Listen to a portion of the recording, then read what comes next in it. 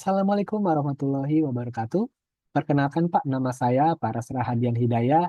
Di sini saya akan menjelaskan mengenai tugas ujian akhir semester saya untuk mata kuliah manajemen SDM. Ini adalah lembar jawabannya untuk mata kuliah manajemen SDM 1 kelas NJ303 atas nama saya Paras Rahadian Hidayah. Ini NIM saya dan dengan dosen Bapak Goklas Siahaan. Nah, jadi untuk tugas UASnya kami diminta untuk mereview 5 jurnal yang terbit di antara tahun 2020 sampai dengan tahun 2025. Nah, ini untuk jurnal yang pertama dengan judul Artificial Intelligence Enabled Human Resources Requirement Functionalities, a Scoping Review, yang ditulis oleh Omar Ali dan Layal Kalaj, diterbitkan di Procedia Computer Science tahun 2024. Latar belakang dari jurnal ini yaitu kebutuhan organisasi untuk mempercepat proses rutin rekrutmen melalui adopsi teknologi canggih seperti AI. Tujuannya untuk menyusun kerangka klasifikasi mengenai manfaat, tantangan, dan fungsionalitas AI dalam manajemen SDM. Metode yang digunakan untuk jurnal ini adalah scoping review terhadap 35 artikel akademik terpilih dari total 653 artikel. Hasilnya yaitu AI ternyata memberikan manfaat efisiensi, namun terdapat tantangan dalam hal keamanan data dan integrasi sistemnya. Implikasinya yaitu pentingnya fokus pada keamanan data dan layanan bernilai tambah dalam pengembalian keputusan berbasis AI.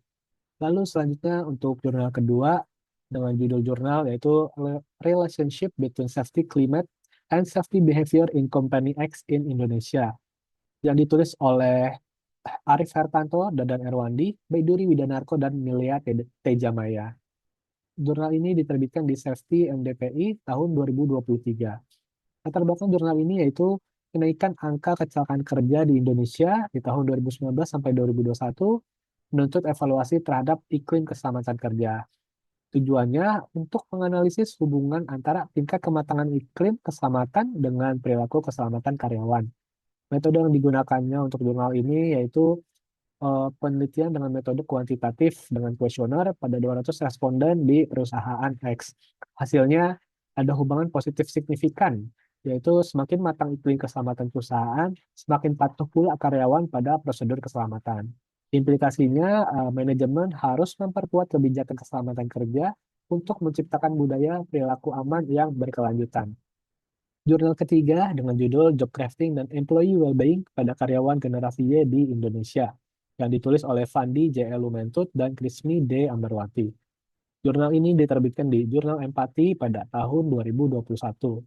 Latar belakangnya yaitu tingginya tingkat ketidakbahagiaan karyawan milenial di tempat kerja memerlukan strategi penanganan mandiri. Tujuannya agar atau untuk menguji hubungan antara job crafting dengan kesejahteraan psikologis karyawan. Metode yang digunakan untuk penelitian jurnal ini yaitu metode kuantitatif dengan proses sampling terhadap 983 partisipan, dan hasil penelitiannya yaitu terbukti job crafting meningkatkan kesejahteraan karyawan secara signifikan. Implikasinya, jadi perusahaan perlu mendukung otonomi karyawan dalam memodifikasi pekerjaan agar tercipta lingkungan yang mendukung kesehatan mental. Selanjutnya ini adalah jurnal yang keempat dengan judul Influence of Work Environment and Employee Competence Analysis on Employee Performance, yang ditulis oleh Muhammad Heri Santoso, Sidrotul Naim, dan yang lainnya. Jurnal ini diterbitkan di Canos Kementerian Kelautan dan Perikanan di tahun 2023. Latar belakang jurnal ini pentingnya mengoptimalkan kinerja di sektor pengolahan pangan melalui faktor lingkungan dan kompetensi. Tujuannya agar mengetahui pengaruh lingkungan kerja dan kompetensi terhadap kinerja karyawan. Metode yang digunakannya yaitu kuantitatif asosiatif menggunakan software SPSS dengan sampel 50 karyawan. Hasil dari penelitiannya yaitu lingkungan kerja dan kompetensi secara bersama-sama atau simultan berpengaruh besar terhadap peningkatan kinerja. Implikasinya, perusahaan harus rutin memperbarui standar kompetensi karyawan dan memperbaiki fasilitas fisik di area kerja. Lalu jurnal yang terakhir dengan judul The Impact of Technology on Requirement Process. Penulisnya yaitu Caza Abdul, Wen Liwang, dan Yaping Li. Jurnal ini diterbitkan di Issues Information System pada tahun 2020. Latar belakang jurnal ini yaitu teknologi rekrutmen telah diterapkan secara luas, namun persepsi profesional SDM mengenai dampak nyata teknologi ini terhadap efektivitas proses perlu dipahami lebih lanjut. Tujuannya memahami persepsi profesional SDM lintas industri tentang bagaimana teknologi mengubah proses rekrutmen mereka. Metode yang digunakannya yaitu dengan metode survei terhadap profesional SDM di berbagai industri. Hasil penelitiannya, teknologi rekrutmen terbukti meningkatkan efektivitas proses, terutama pada tahap awal, yaitu sourcing dan screening, dibandingkan dengan tahap akhir, yaitu interview.